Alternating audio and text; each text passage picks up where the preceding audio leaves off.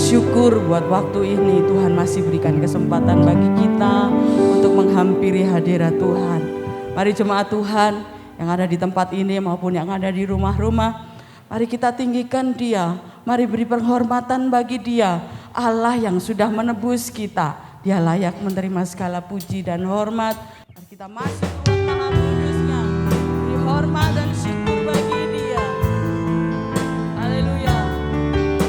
Mari jemaat Tuhan, saya undang Baget berdiri. Mari kita menyembah Dia, agungkan namanya. Haleluya. Masuk ruang Maha Kudus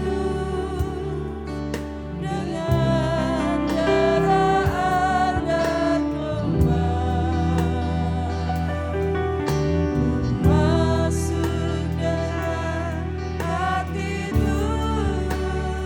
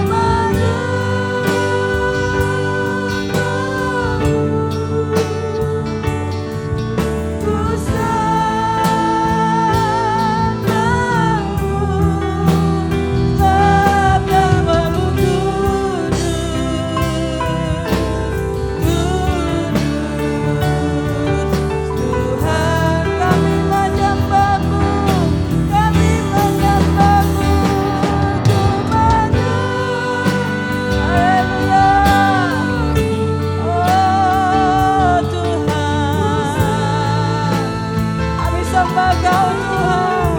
Dalam kekudusan-Mu ku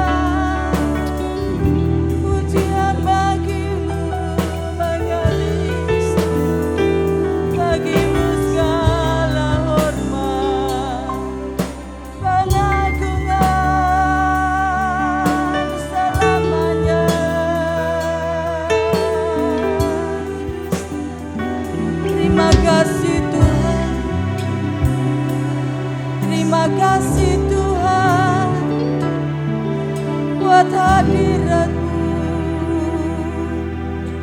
Terima kasih Tuhan. Kami bersyukur Tuhan. Segala yang baik yang Tuhan sudah sempurnakan dalam kehidupan kami, kiranya untuk hormat kemuliaan bagi nama-Mu Tuhan. Kami memuji agung nama-Mu ya Tuhan, sebab Engkau Allah yang layak terima segala puji hormat sembah kami, yang rindu mendekat menyembah Engkau Tuhan, rindu mendekat Tuhan dalam hati-Mu Tuhan. Kami percaya ya Tuhan, Engkau hadir di tengah-tengah kami. Kami percaya ya Tuhan, Engkau memberkati kami ya Tuhan. Kami memberi pujian dan hormat bagi Engkau, sebab Engkau Allah yang menjadi juru selamat dalam hidup kami. Terpujilah nama-Mu Tuhan. Segala puji, segala hormat kami naikkan bagi Allah kami yang hidup, Tuhan Yesus Kristus. Haleluya. Amin. Kasih-Nya begitu besar, lebih kuat dari dosa. Oleh sebab itu layaklah kita memuji agung nama Dia. Haleluya.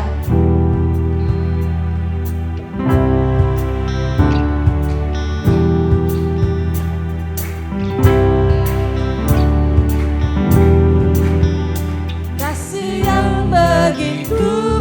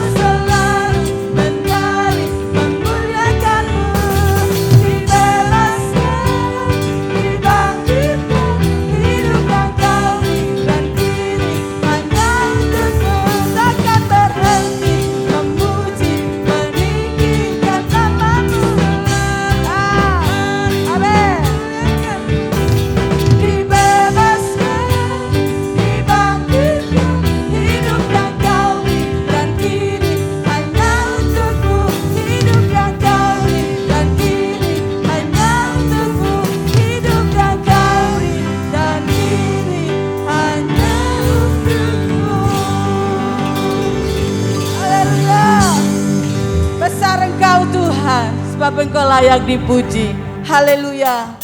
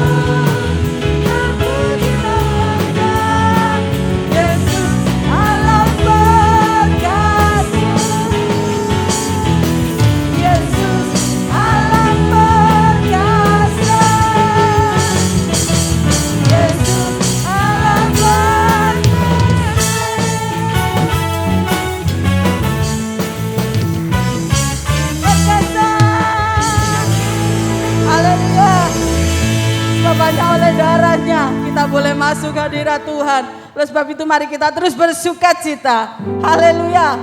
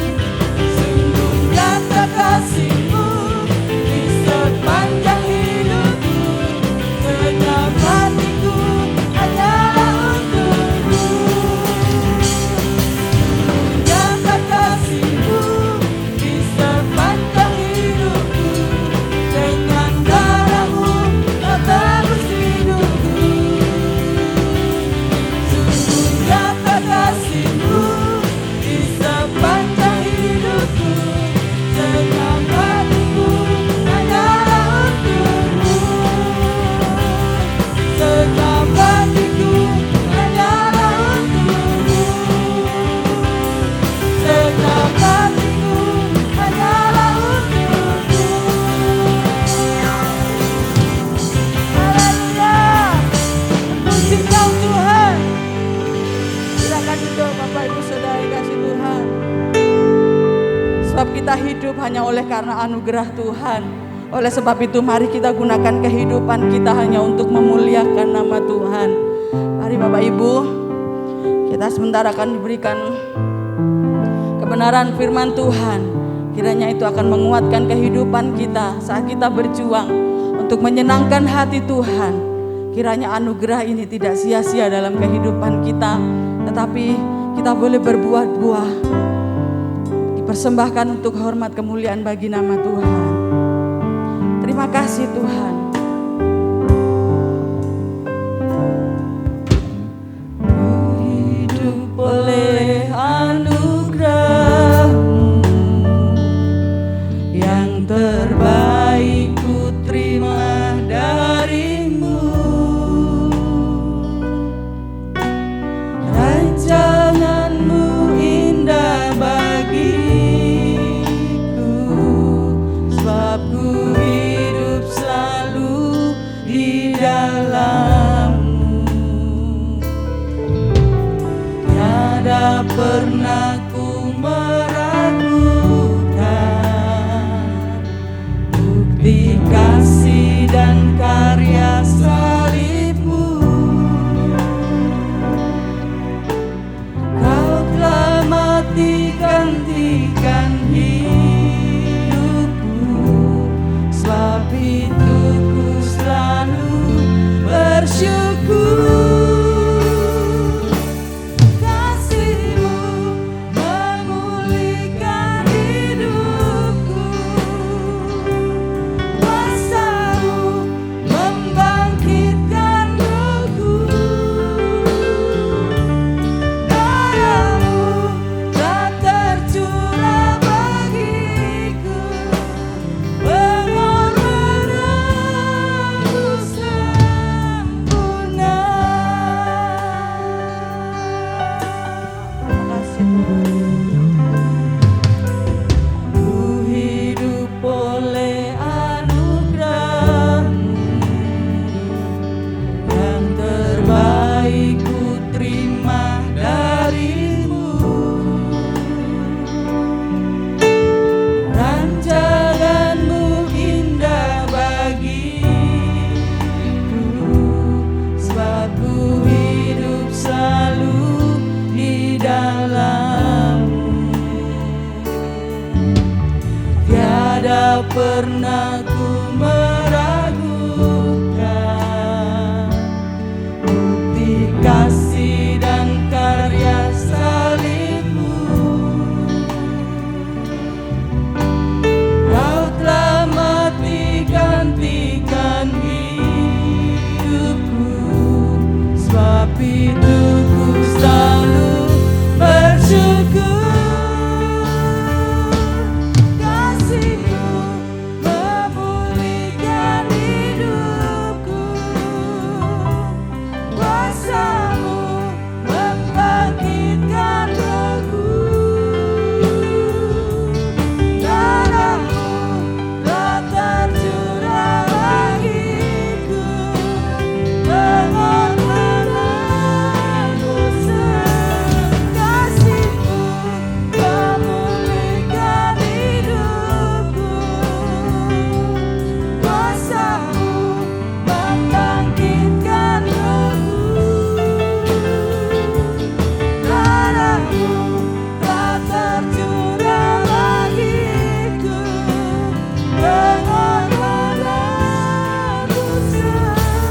Kasih-Mu memulihkan hidupku, kuasa-Mu membangkitkan rohku. Darah-Mu telah tercurah bagiku, pengorbanan-Mu sempurna. Pengorbanan-Mu sempurna.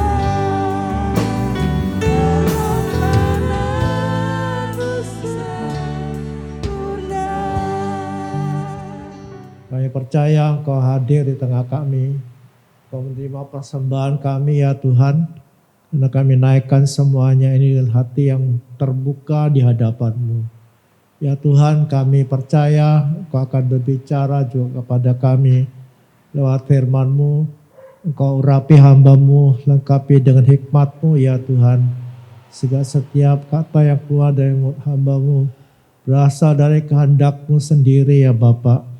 Tolong kami untuk mendengar firman-Mu dengan hati yang terbuka. Urapan yang sama terjadi di tengah-tengah kami atas umat-Mu ya Tuhan. Terima kasih, pimpinlah kami ya Tuhan agar apa yang kami lakukan benar-benar menjadi berkat bagi kami semua. Segala hormat bagi Engkau ya Tuhan yang kami persembahkan ibadah kami dan doa kami untuk mendengar firman-Mu pagi ini di dalam nama Yesus Tuhan kami. Amin. Shalom. Puji Tuhan, pagi ini kita boleh kembali beribadah. Dan kita percaya bahwa Tuhan selalu memperhatikan kita dan Dia memelihara kita. Dan hari ini kita ada sebagaimana kita ada. Hari ini kita akan mendengar firman Tuhan yang saya beri judul berusaha sungguh-sungguh mengenal Tuhan. Ya, dari Hosea pasal 6 ayat 3. Saya baca dari Hosea 6 ayat 3, di situ sudah saya tulis. Marilah kita mengenal dan berusaha sungguh-sungguh mengenal Tuhan. Ia pasti muncul seperti fajar. Ia akan datang kepada kita seperti hujan pada akhir musim yang mengairi bumi. Marilah kita berusaha sungguh-sungguh mengenal Tuhan. Itu tema judul dari firman Tuhan pada pagi hari ini. Saudara, kalau kita melihat ya di YouTube gitu ya. Sekarang kan zamannya YouTube, kita bisa buka YouTube dengan gampang, dengan kita bisa menemukan di situ ada banyak tulisan, banyak video saya, dan kita akan menemukan di situ video segala macam video gitu ya, termasuk yang baik maupun yang tidak baik gitu. Dan salah satunya adalah YouTube yang memuat bahwa hari-hari ini atau ya, akhir zaman ini banyak orang yang meninggalkan imannya atau tepatnya itu meninggalkan agamanya. Ya, ada agama Kristen pindah ke agama yang lain. Ya, biasanya disebut mu'alaf. Itu banyak sekali. Ya, dan salah satunya yang terkenal itu Yahya Waloni adalah seorang bekas pendeta katanya, ketua sinode, lalu dia mengaku juga sebagai rektor sekolah teologi di Sorong. Nah, ini ternyata bohong semua dia. Memang dia pendeta, tapi pendeta tanpa jemaat, lalu tidak laku gitu ya. Tidak ada yang undang dia sakit hati. Kenapa tidak laku? Karena dia pemabuk, suka mabuk. Itu cerita dari tetangganya. Ternyata dia bohong. Tapi walaupun bagaimana, dia tetap sebagai pernah jadi orang Kristen. Lalu ada Irenes Handono. Ini bekas biarawati katanya. Ternyata dia juga bohong gitu ya. Keluarganya itu kan cerita di YouTube itu kan orang bisa akses, siapapun bisa akses gitu. Ya, termasuk keluarganya, ternyata dia bohong gitu. Memang dia pernah ada di pendidikan biarawati, tapi cuma 6 bulan katanya. 6 bulan itu dia dikeluarkan gara-gara dia pacaran dengan calon pastor. Ya, mereka keluar, dua-dua menikah, punya anak. Lalu si Irene Handono ini jatuh cinta kepada suami orang yang beragama lain ya.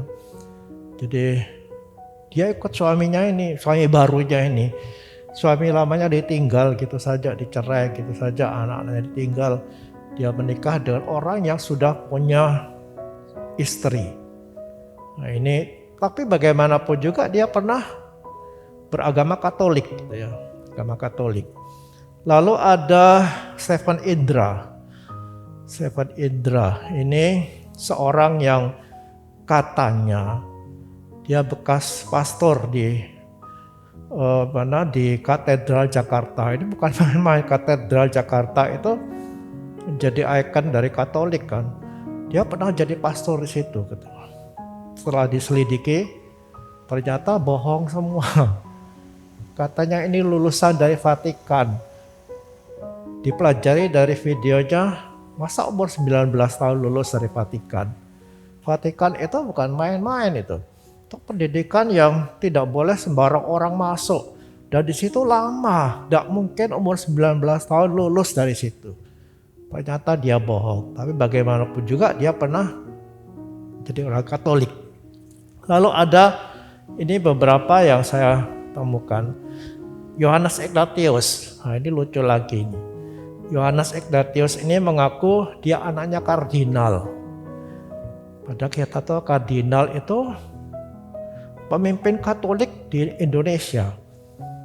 Ya, jadi di Indonesia cuma ada satu kardinal, yaitu ketua seluruh Indonesia, ketua pastor seluruh Indonesia. Nah sedangkan calon pastornya saja tidak boleh menikah, apalagi kardinal. Ini kan sudah bohong ini.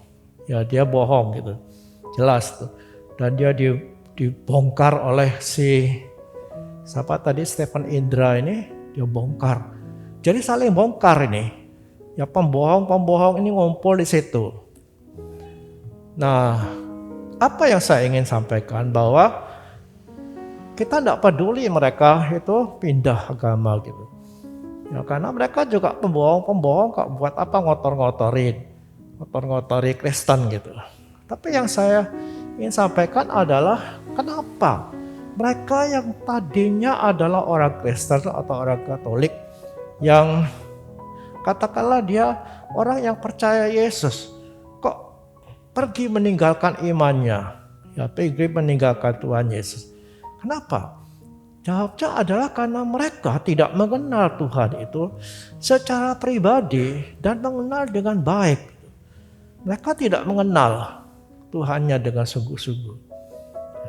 Jadi kita tahu bahwa mereka itu adalah orang-orang yang ya hanya beragama. Ya, dalam khotbah saya yang lalu kita mengenal ada beberapa tahap pengenalan akan Tuhan. Gitu. Yang pertama adalah mengenal karena dengar, ya, karena lihat di videonya, di TV, tapi tidak pernah lahir baru.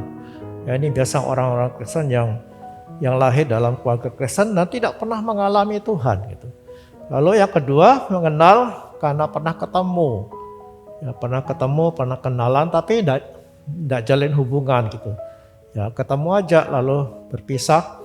Nah itu gambaran orang Kristen yang memang lahir baru dia. Dia pernah jadi Kristen lahir baru tapi tidak jalin hubungan dengan Tuhan.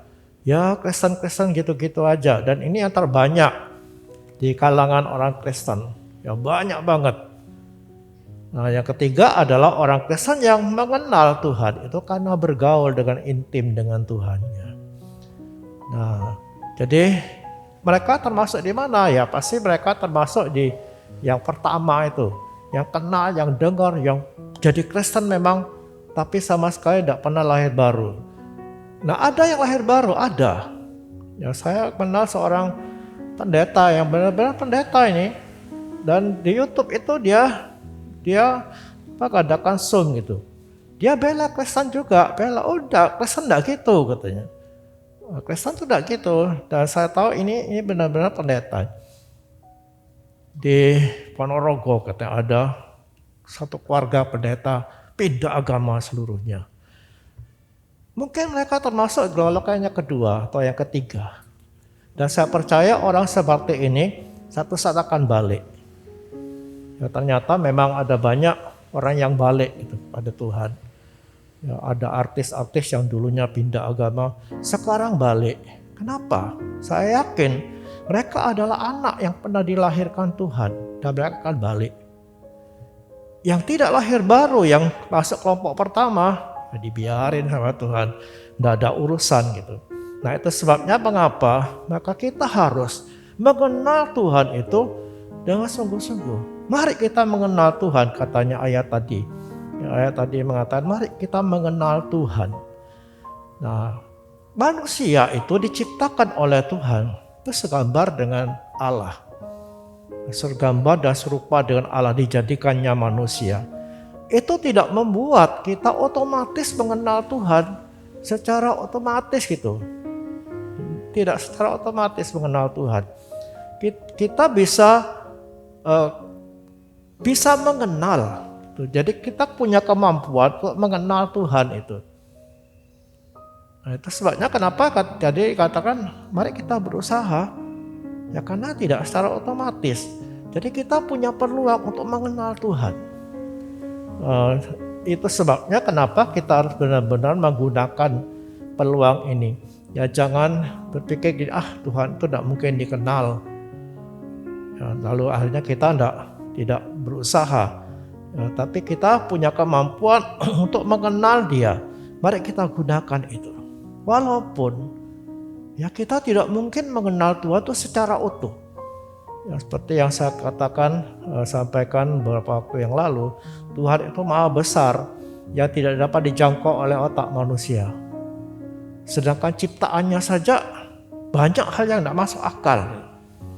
Banyak yang misteri di dunia ini yang kita tidak bisa jangkau dengan otak. Itu ciptaannya, apalagi sang penciptanya. Tuhan itu hanya bisa kenal sebatas yang disampaikan atau ditulis dalam Alkitab. Cuma itu tidak boleh melebihi batas Alkitab. Itu sebabnya mengapa Alkitab itu harus jadi dasar pengenalan kita. Ya, tidak boleh di luar Alkitab. Jangan ada orang, ada aliran-aliran sesat itu yang melampaui Alkitab. Ya, mereka berpikir, kita dapat ilham baru. Ilham baru dari mana? Ya, lalu mereka mulai mengatakannya macam-macam tentang Tuhan. Tidak. Alkitab itu sudah final, itu sudah disampaikan oleh Saudara Manuel. Ya, bagaimana Alkitab itu sudah final. Tidak boleh ditambahin lagi, tidak boleh dikurangin. Ya itu aja. Ya yang Alkitab tidak bisa salah dalam penulisan pertama. Mungkin terjemahnya salah, ya mungkin penulisan ulangnya bisa salah. Tapi sebagai firman Allah, tulisan yang pertama tidak mungkin salah. Jadi kita tidak boleh melampaui apa yang tertulis dalam Alkitab. Kita memang tidak mungkin mengenal Tuhan itu secara utuh. Tapi Tuhan telah menyuguhkan dirinya, memperkenalkan dirinya lewat Alkitab.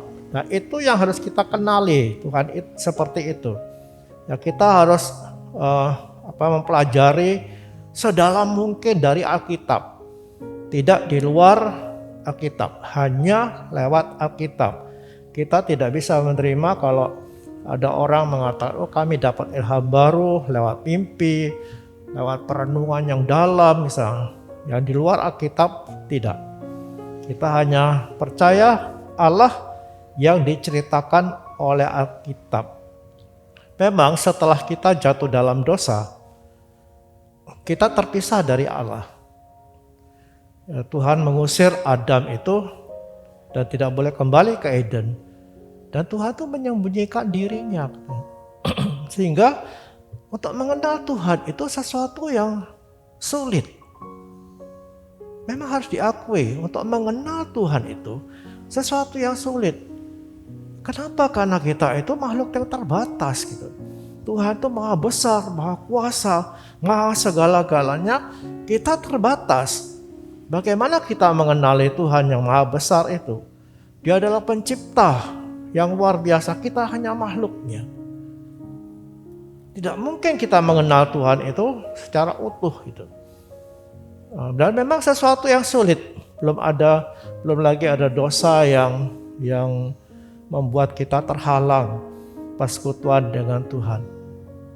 Tapi mari kita perhatikan apa yang dikatakan oleh Nabi Hosea ini. Mari kita mengenal Tuhan. Jangan abaikan perintah ini karena kita akan rugi kalau kita tidak mengenal Tuhan. Apa sih yang kita cari dalam dunia ini? Kekayaan? Ya, kita harus cari. Ya, jangan nunggu kekayaan jatuh dari langit. Ya, jangan nunggu ada makan rezeki nanti yang jatuh dari langit, tidak ada. Harus dicari. Mau cari apa? Ilmu? Ya harus. Ya, cari apa saja dalam dunia ini yang kita butuhkan dalam hidup ini. Tapi mari kita sadari bahwa semua yang kita temukan dalam dunia ini, yang kita cari, akan kita tinggalkan semua. Tidak akan kita bawa. Ke kubur pun kadang-kadang dibawa. Ayo ada yang naruh emas di petinya, takut sekarang. Ya karena ada banyak kuburan yang dibongkar. Paling ditaruh di situ apa? Emas-emasan. Dibawa. Nah, tapi pengenalan kita akan Tuhan itu, hubungan kita dengan Tuhan itu akan berlanjut sampai kekal selama-lamanya. Tidak berhenti sampai dikubur. Tubuh kita dikubur dan meninggalkan semua yang kita miliki dalam dunia ini. Tetapi pengenalan akan Tuhan yang membuat kita punya relasi dengan Tuhan, itu akan kita bawa sampai selama-lamanya. Itu sebabnya mari kita menempatkan pengenalan akan Tuhan ini sebagai sesuatu yang sangat penting gitu. Ya, yang begitu penting sehingga kita menjadikan itu sebagai prioritas pertama. Mengenal Tuhan, mencari Dia dengan sungguh-sungguh. Nah saudara, kita tadi saya mengatakan bahwa mengenal Tuhan itu sesuatu yang sulit karena kita sudah terpisah dari Allah itu, dan itu digambarkan dengan upacara atau ibadah yang dilakukan di bait Allah. Ya ada banyak aturan yang rumit gitu. Nah, apalagi kalau sampai masuk ke ruang Maha Kudus, di mana tidak boleh satu orang pun masuk kecuali imam besar itu hanya setahun sekali. Jadi begitu rumitnya, itu gambaran yang digambarkan oleh ibadah dalam bait Allah. Tapi kita percaya bahwa Tuhan itu bisa kita temui. Itu sebabnya dibutuhkan usaha dengan sungguh-sungguh. Jadi ayat tadi melanjutkan berusaha dengan sungguh-sungguh. Nah, dalam kamus bahasa Indonesia, berusaha itu artinya berdaya upaya. Melakukan satu usaha untuk mencapai sesuatu. Mencapai sesuatu, berusaha. Sungguh-sungguh, artinya tidak main-main. Ya, tapi dengan segenap hati, dengan tekun. Itu sungguh-sungguh. Nah, berusaha dengan sungguh-sungguh artinya berupaya melakukan sesuatu usaha dengan tidak main-main. Tapi dengan serius, dengan tekun. Nah, dalam khotbah Saudara Fanuel itu, dalam bahasa aslinya itu radab. Radab itu berburu. Ya, berburu. Nah, berburu itu artinya berusaha mengejar atau mencari untuk menangkap. Nah, itu seharusnya yang kita lakukan gitu. Berusaha mencari untuk menangkap Tuhan. Ya, menangkap Tuhan. Itu apa? Ya, bukan dibuat mainan atau dibuat tameng gitu ya. Buat tameng, nangkap buat tameng. Supaya saya dilindungi Tuhan. Tidak, tapi untuk mengenal Dia. Nah, dari kata buru ini ada terburu-buru. Misalnya terburu-buru, tergesa-gesa gitu. Tidak santai gitu. Nah, mari kita berusaha sungguh-sungguh. Artinya tidak santai. Tidak santai, tidak ya adalah yang penting saya ke gereja, nanti mati masuk surga. Ya, saya percaya karena kita selamat karena iman, bukan karena kita mengenal siapa Tuhan, kita belajar Alkitab baru masuk surga. Tidak, percaya Yesus surga, itu janjinya. Ya, tapi sebagai orang Kristen yang belum dipanggil pulang ke surga, nah kemarin kita sungguh-sungguh mengenal. Kenapa Tuhan izinkan saya ini masih di sini Walaupun saya selamat sejak saya umur 18 tahun. Itu saya lahir baru, umur 18 tahun. Sampai sekarang sudah mau 70 ini. Berapa tahun itu. Kok Tuhan tidak panggil-panggil gitu. Kenapa? Karena ada maksud Tuhan. Dan salah satunya adalah supaya saya berusaha sungguh-sungguh untuk mengenal Tuhan itu. Berusaha untuk mengenal Tuhan. Sehingga iman saya makin bertambah. Dan saya berubah menjadi seperti Kristus. Nah, untuk mengenal Tuhan, untuk menjadi seperti Tuhan itu, kita harus kenal siapa Dia. Atau kalau bagaimana saya akan menjadi seperti Yesus, sedang saya tidak kenal Dia. Bagaimana saya bisa berkarakter seperti Kristus, sedang saya tidak mengenal siapa Dia. Kita harus mengenal Dia dengan baik. Ya, agar kita terus dirubah menjadi sama seperti Tuhan. Yang kita mengenal bukan hanya tahu bahwa Yesus itu Tuhan, tapi mengenal karakternya, mengenal rencananya, mengenal isi hatinya. Dan mari kita berubah ke arah seperti itu. Nah, sehingga pengenalan kita itu akan menjadikan kita serupa dengan Dia. Nah, saudara, jadi untuk mengenal Tuhan itu harus ada usaha. Ya, harus ada usaha. Artinya itu tidak terjadi dengan sendirinya. Ya, tidak secara otomatis seperti yang saya katakan tadi, setelah percaya otomatis kenal Tuhan. Oh, enggak. Kita mengenal orang juga tidak secara otomatis kan. Mengenal pasangan hidup kita dari awal tidak kenal, mulai kenal. Tidak secara otomatis gitu. Masih banyak perlu dipelajari dari pasangan hidup kita.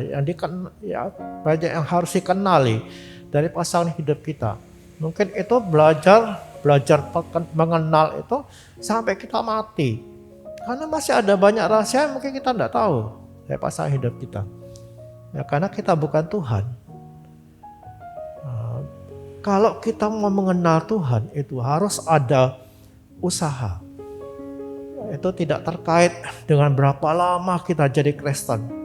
Bahkan melayani. Ya, tadi seperti contoh yang saya sebutkan orang-orang tadi, mereka juga melayani. Ya, ini pendeta yang melayani walaupun tidak ada yang mau ngundang dia sampai sakit hati dia. Tapi kan pernah belajar tentang Tuhan, bisa melayani, tapi tidak kenal Tuhan. Jadi Kristennya kapan? Sejak anak-anak, karena keluarganya semua Kristen. Ini orang Manado ini. Keluarganya semua Kristen. Sudah lama ikut Tuhan Yesus, tapi tidak mengenal Tuhan. Dan dari kata berusaha sungguh-sungguh itu, kita melihat itu sesuatu yang tidak mudah. Harus ada pengorbanan. Korban apa? Korban waktu. Kita mengorbankan waktu kita untuk mengenal Tuhan, untuk membaca firman Tuhan, untuk berdoa. Kita butuh waktu. Mengorbankan waktu kita. Mengorbankan apa? Kesenangan kita mungkin. Ya, kita mengorbankan kesenangan kita yang mungkin hobi yang harus kita tinggalkan demi mengenal Tuhan. Atau waktu-waktu bersama dengan keluarga mungkin, ya kita perlu korbankan kalau itu perlu. Ya, kalau itu perlu. Jadi mengenal Tuhan itu tidak mudah. Itu sebabnya maka Hosea mengatakan berusaha sungguh-sungguh mengenal Tuhan. Kita berusaha sungguh-sungguh mengenal Tuhan. Dan itu akan bisa kita lakukan, berusaha mengenal Tuhan sungguh-sungguh itu, kalau kita punya rasa rindu pada Tuhan, rasa butuh. Rindu mengenal Tuhan. Nah, kalau kita tidak punya rasa rindu untuk mengenal Tuhan, kita tidak akan bergerak.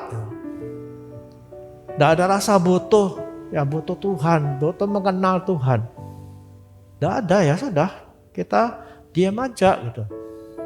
Rasa butuh itu kan seperti kita lapar gitu. Kita lapar, sesuatu yang kosong, yang harus diisi. Kita akan cari itu. Ya, kalau kita lapar perut kita, apa kita diam saja? Dalam nanti kayak kenyang sendiri, ya memang bisa kenyang sendiri gitu. Ya, kok lapar itu sudah melewati batas gitu. Akhirnya kita tidak kepingin makan gitu. Tapi bukan itu maksudnya. Ya, kalau kita merasa butuh Tuhan, butuh mengenal Tuhan, lapar akan Dia, kita akan berusaha cari Dia, mengenal Dia. Nah, rasa butuh ini harus kita munculkan gitu.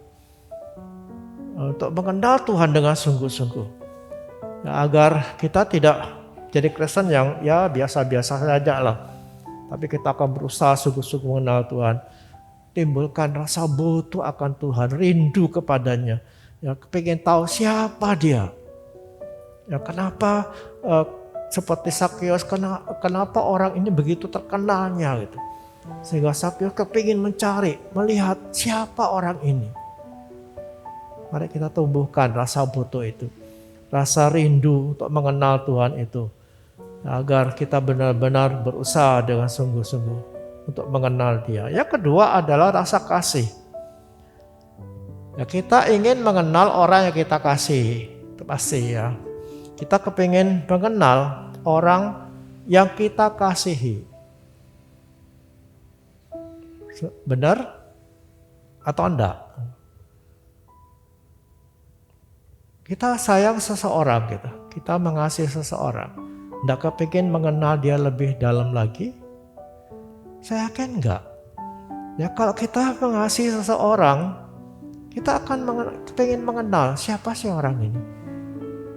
Apalagi kalau kasih itu kasih asmara gitu, yang ingin menikahi orang itu, yang ingin menikahi orang itu, kita pasti terdorong untuk mengenal dia lebih baik lagi. Ya, kok dia sudah jadi pasangan hidup kita tidak kenal apa karakternya, bagaimana hobinya, apa kesukaannya, ya bagaimana dia ketika menghadapi masalah kita tidak kenal, tidak kepingin kenal. Waduh, itu luar biasa buruknya gitu.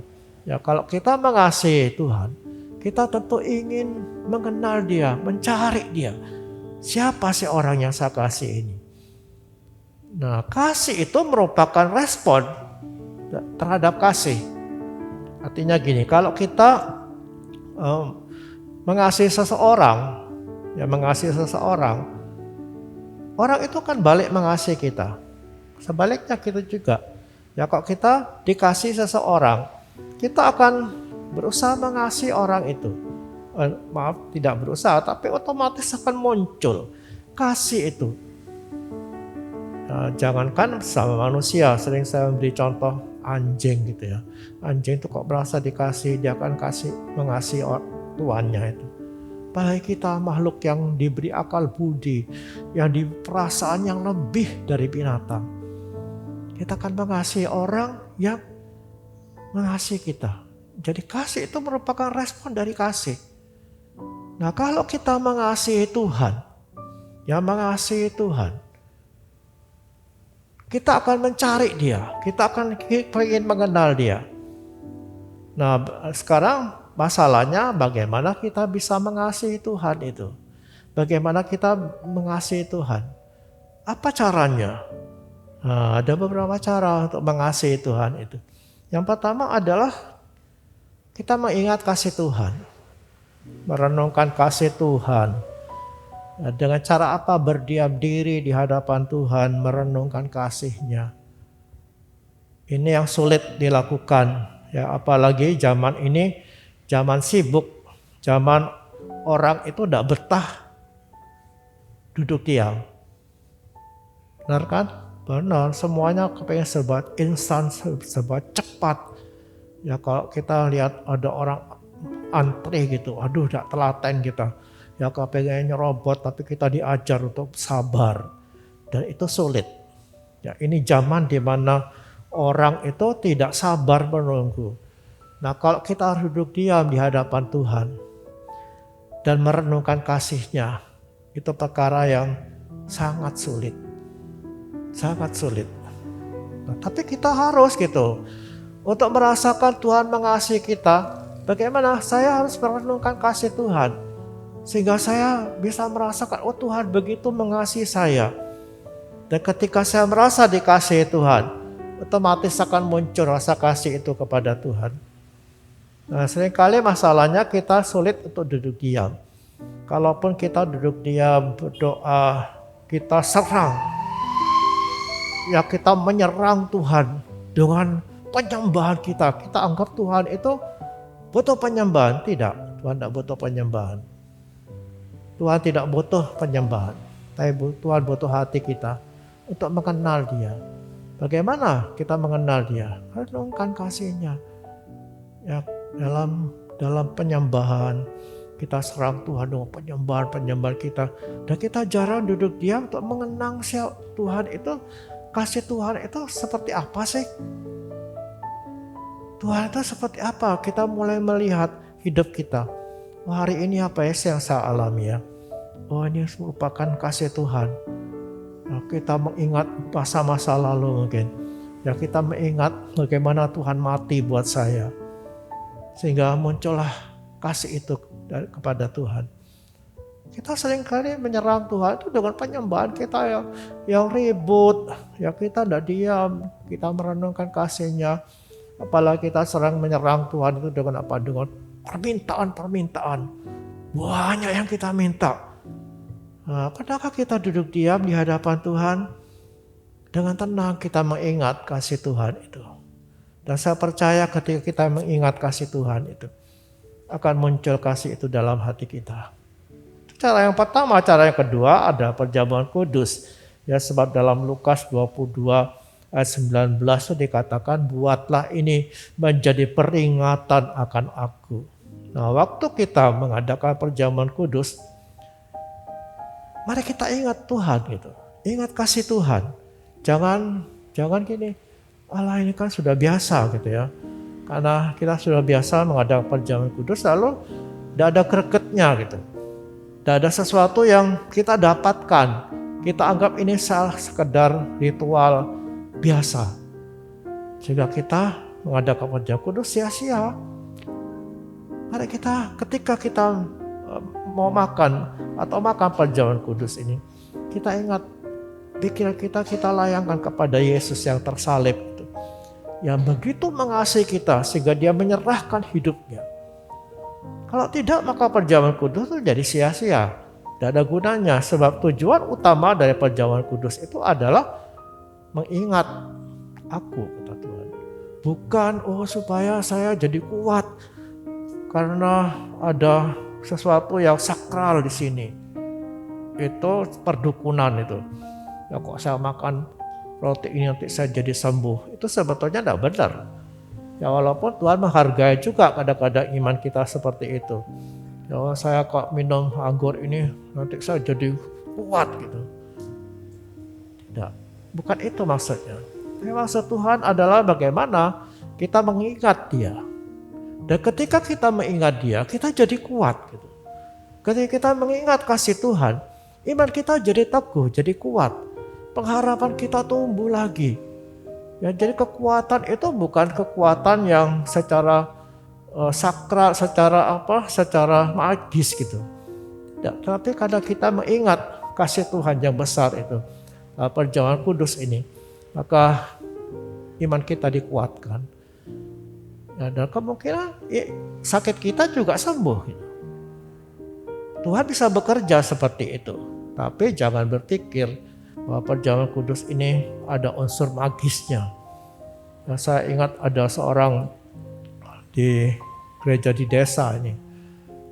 Ya, ini ada seorang ibu, dia ikut perjamuan kudus.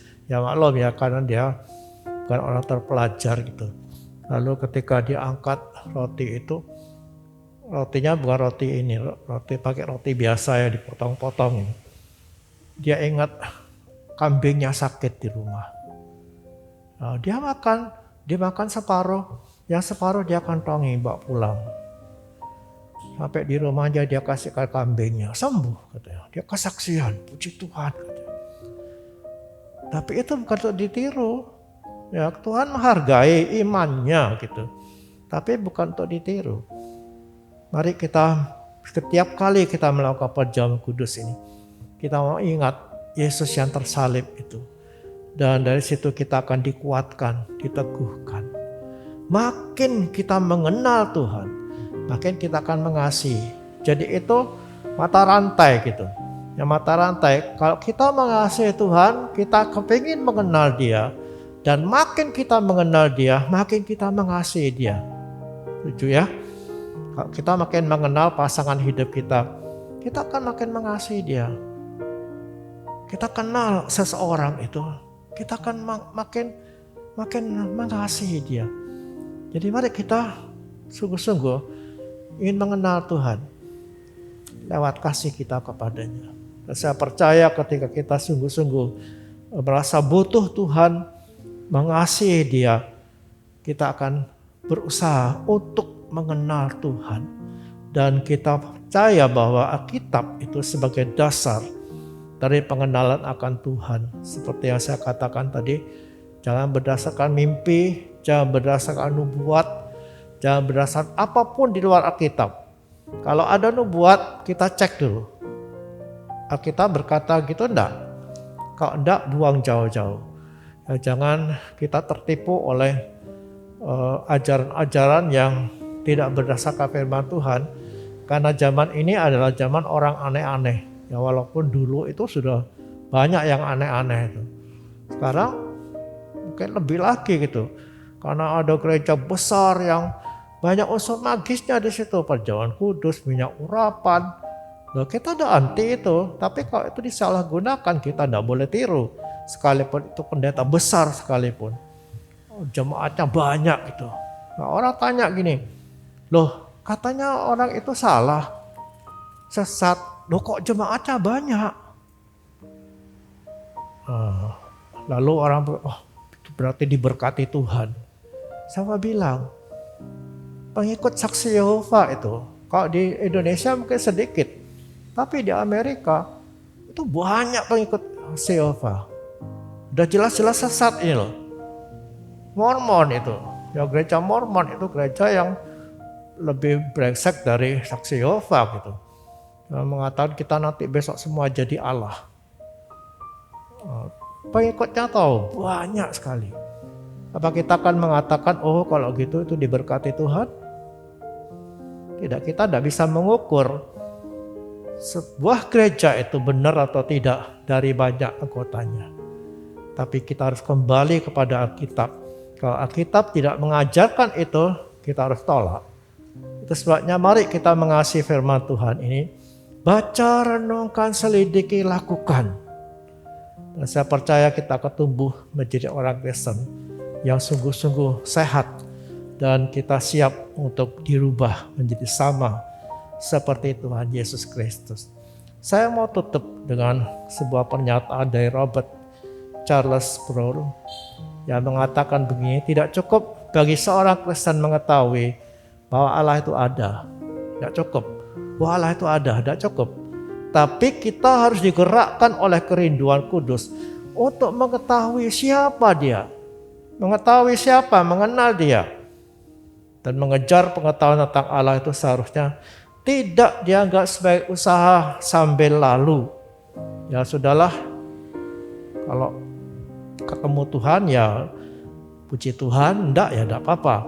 Enggak boleh sampai lalu, melainkan harus menjadi usaha dalam kehidupan kita. Amin.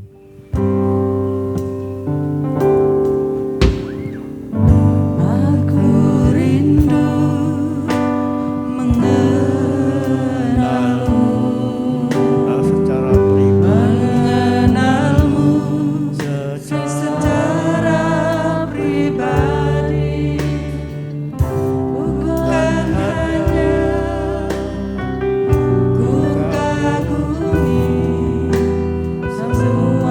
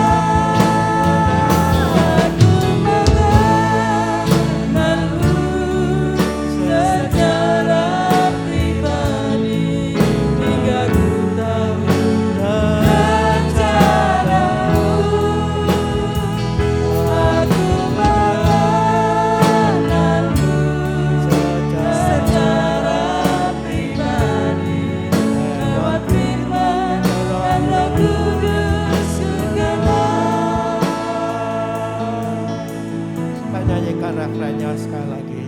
Dan nanti para pelayan perjalan kudus akan sampai ke depan. Aku mengenalmu secara pribadi hingga ku tahu rencanamu. Aku mengenalmu secara pribadi lewat firman dan Roh Kudus segenap. Lewat firman dan Roh Kudus segenap. Lewat firman dan Roh Kudus segenap. Haleluya, terima kasih Tuhan. Terima kasih Kau telah mati bagi kami. Kau mengasihi kami ya Tuhan. Dan biar saat ini kami boleh mengenang kasih-Mu yang besar itu. Sehingga hati kami boleh mengasihi Tuhan lebih lagi. Tuhan terima kasih. Dan biarlah kami boleh makin rindu mengenal Tuhan. Biarlah perjalanan kudus ini ya Tuhan, Kau menolong kami Tuhan. Terima kasih Bapa, biar kasih-Mu boleh kami rasakan persekutuan yang kudus ini ya Bapa. Kau berkati kami semua, berkati yang melayani, dan berkatilah ya Tuhan roti dan anggur ini. Dan biar turun berkat dari Bapa, Putra dan Roh Kudus atas roti dan anggur ini. Agar setiap orang yang mengambil bagian dalam persekutuan yang kudus ini, hari ini digalakkan lagi kasih-Nya, dikobarkan semangatnya untuk mengasihi Tuhan. Di dalam nama Tuhan Yesus Kristus. Amin. Kami mengucap syukur. Mari kita arahkan pikiran kita kepada Yesus. Kita mengenang Dia. Kita mengingat kematiannya. Dia sangat mengasihi kita. Kami bersyukur untuk kasih yang besar yang Kau telah nyatakan lewat pengorbanan-Mu ya Tuhan. So, kami boleh merasakan begitu kasih-Mu ya Tuhan yang luar biasa. Yang menyelamatkan kami karena kami adalah pemberontak di hadapan-Mu.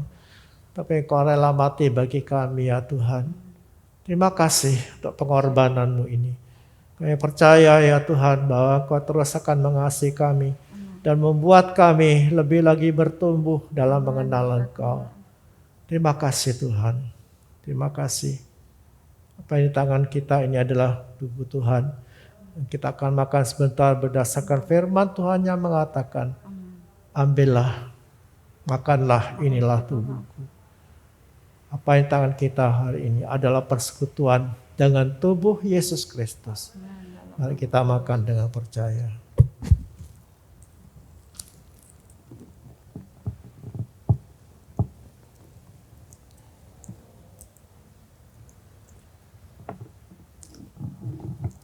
Kita mengangkat cawan ini dan bersyukurlah untuk darah yang tertumpah bagi kita.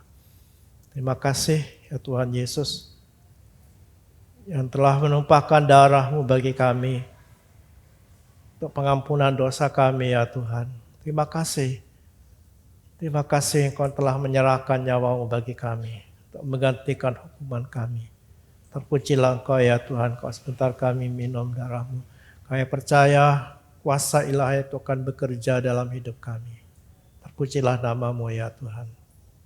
Dengar firman Tuhan yang mengatakan, yang mengambil cawan itu mengucap syukur, dia berikan kepada murid-muridnya sambil berkata, minumlah kamu semua dari cawan ini, karena inilah dalam perjanjian yang ditumpahkan bagi pengampunan banyak orang.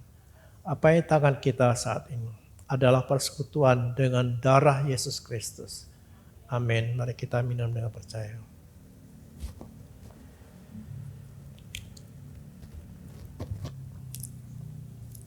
Terima kasih ya Tuhan. Kami percaya bahwa Tuhan akan menolong kami pada hari-hari mendatang ini.